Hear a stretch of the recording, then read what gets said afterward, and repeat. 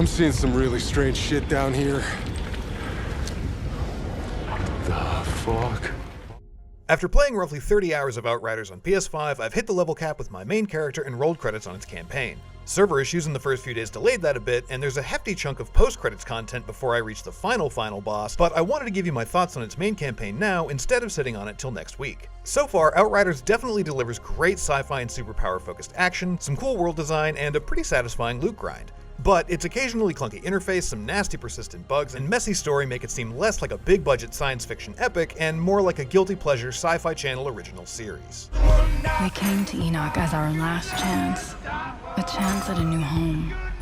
But what we found didn't save humanity. It consumed it. Outriders' story makes decent use of its recognizable sci-fi tropes for when deep space colonization goes wrong, but the script often takes its grim, dark self too seriously. Dialogue and voice acting bounce between being so hard-boiled it's borderline camp and just being downright cringeworthy. Sounds crazy. Good thing I like crazy. And that can sure undermine the few moments that could have evoked some genuine empathy. You must have lost people. Yeah. We all did. That said, the overarching story in unexpectedly hostile alien world is interesting enough to keep things moving, and there are some genuinely intriguing twists as it progresses, even if their payoffs are somewhat underwhelming. Outriders is at its best when you're blasting your way through hordes of bad guys with a couple of friends. Gunfights are frenzied affairs that leave battlefields literally coated with blood, and there's something morbidly hilarious about seeing a whole-ass ribcage rolling through a skirmish like a bony tumbleweed. Each of the four classes has strengths, weaknesses, and skill sets familiar to class-based action games, but here they're all primarily focused on dealing damage. Still, each complements the others in more interesting ways than something like the standard healer would. And I genuinely can't remember the last game that made me cackle as hard as when my earth-bending Devastator combos a gravity leap with a Trickster stasis bubble. Like, just look at that! That uniform focus on damage output may be a turnoff for anybody who really loves to play a capital S support class, but the fact that any class can reduce its opposition to a sticky red paste allows anybody to safely go it alone if they want, though I will say it is far more enjoyable to gun down hordes of monsters and space bandits with friends. The human enemies you'll face are fairly limited, ranging from run-of-the-mill riflemen to rushing berserkers, but they provide enough tactical variety to demand some quick thinking and strategy. Of course, we're not alone. As you explore more of the planet's interesting and diverse wilderness, Outriders trots out some really cool monsters. From the variations on fodder-level mutants to the larger beasts that look like somehow even grosser and meaner takes on something out of Half-Life, the encounters designed around them are fun shakeups from the rain of bullets you find against human enemies.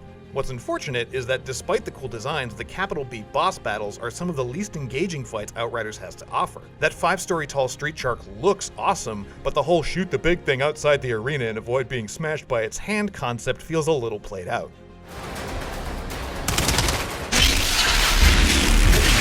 The stuff that falls out when you kill those guys doesn't exactly revolutionize the loot grind, but it at least offers some great looking options. Notable inclusions like the double gun or legendary tier weapons that look like they're carved out of some monster's ribcage give the otherwise mostly standard assortment of weapons some flavor, not to mention what are easily my favorite video game shotguns since Doom.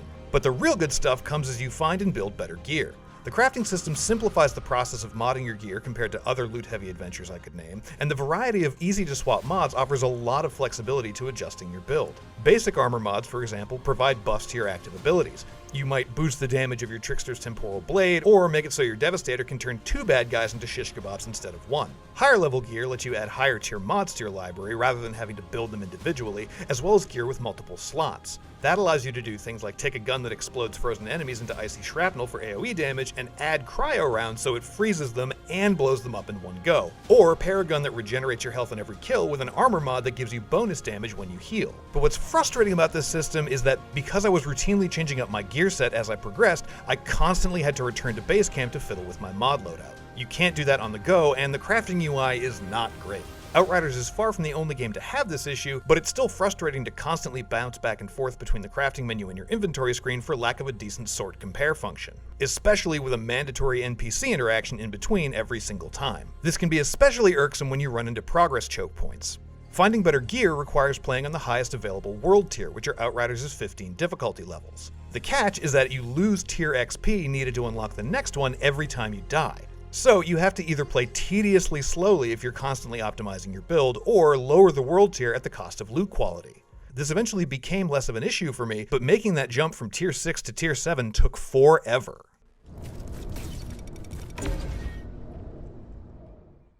Outriders also has its fair share of technical issues, and I'm not just talking about the server problems in its first week or bizarre idiosyncrasies like cutscenes for opening doors or the laborious not-so-fast travel system. No, I'm talking about how crashes are still pretty frequent and crossplay matchmaking currently seems fruitless. Worse, you might lose all of your weapons and gear forever if there's a crash right after you experience a relatively common bug that empties your inventory. There are also a litany of minor bugs too, from enemies occasionally being able to hit you behind cover to characters becoming translucent in cutscenes. There's nastier stuff too, including environmental glitches like doors opening and then closing, barring progress. To the credit of the developer People Can Fly, it's been very transparent about how it's addressing all these issues, and that's reassuring, but still, yikes.